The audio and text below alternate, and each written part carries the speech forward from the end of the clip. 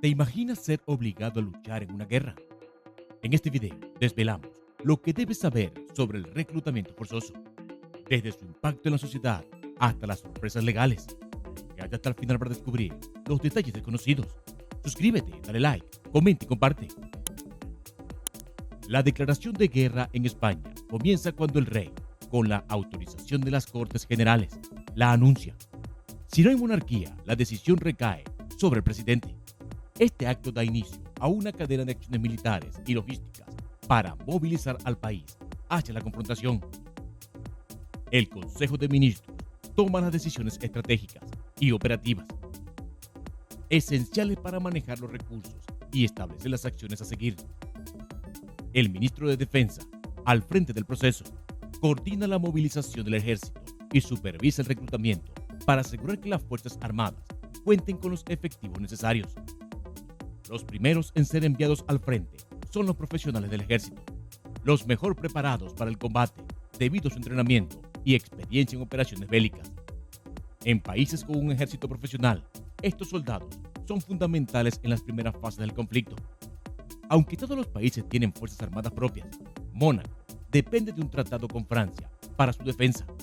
Las Islas Marshall tienen un acuerdo con Estados Unidos y el Vaticano se protege mediante acuerdos con Italia.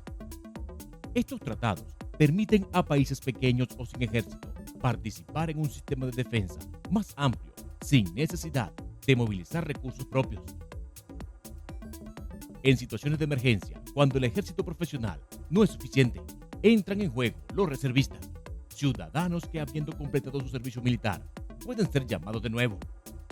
Aunque no tienen la misma formación o práctica que los soldados profesionales, su papel es crucial, especialmente cuando la situación lo exige.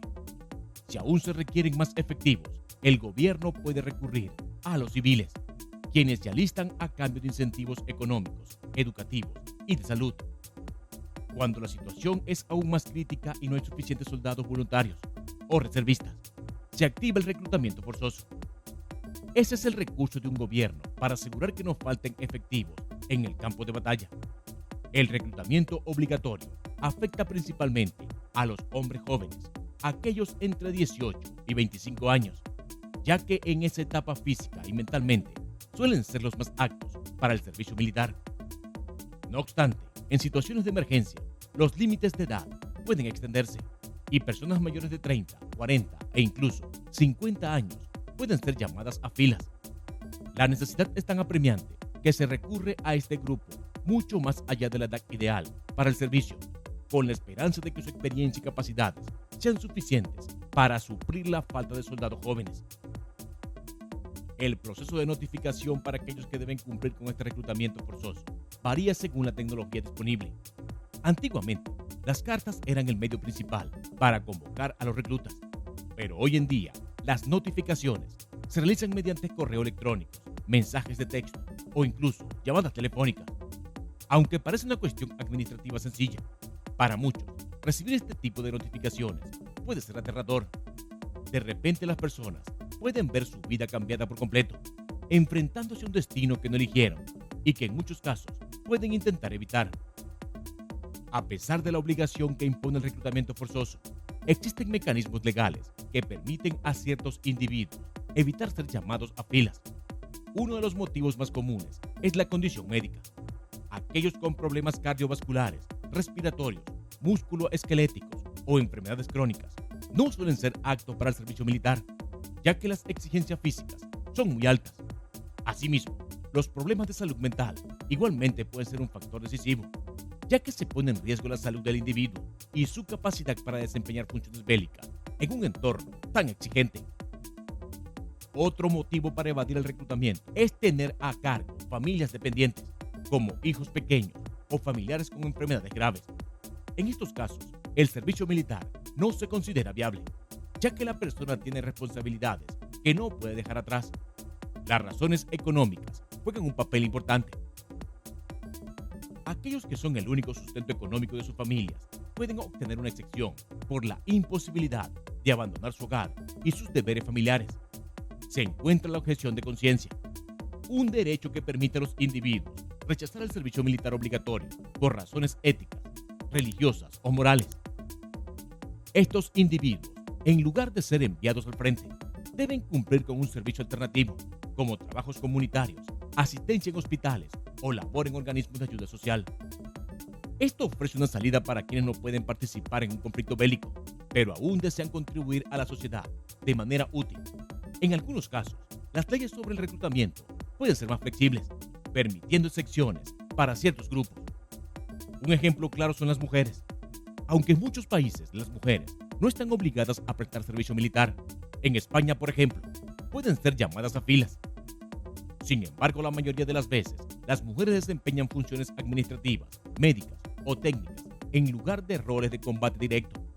Aunque el papel de la mujer en las Fuerzas Armadas ha evolucionado significativamente en las últimas décadas, siguen existiendo una notable diferencia entre los géneros en cuanto a las funciones disponibles y las expectativas de cada uno dentro del ejército. Por otro lado, las personas homosexuales han sido históricamente excluidas de las Fuerzas Armadas en varios países, pero en España la normativa ha cambiado, permitiendo que las personas homosexuales puedan formar parte del ejército sin restricciones.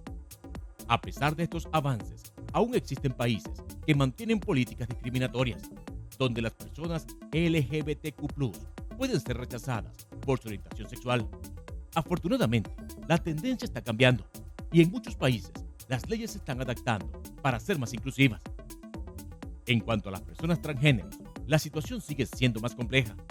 Pocos países permiten que las personas trans sirvan en las Fuerzas Armadas sin restricciones, pero algunos casos como España, Chile, Bolivia y Cuba ya han dado un paso adelante en este aspecto, permitiendo su incorporación sin obstáculos legales importantes.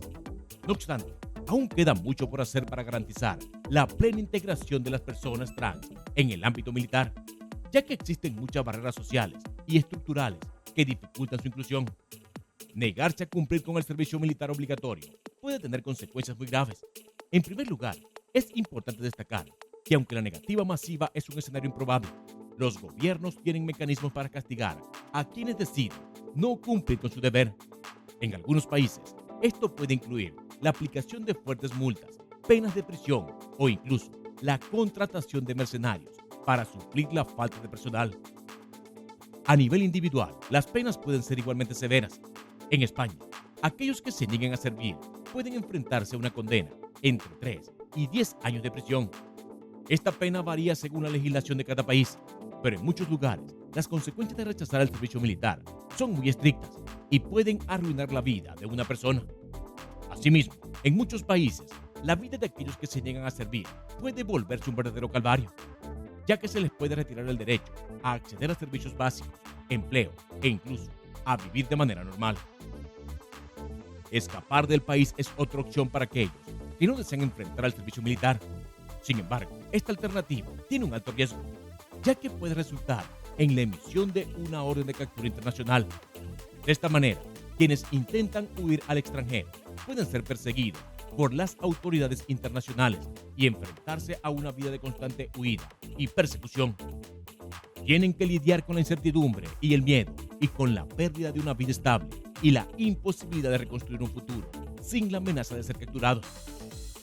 El reclutamiento forzoso puede transformar vidas, desde la obligación hasta las excepciones legales.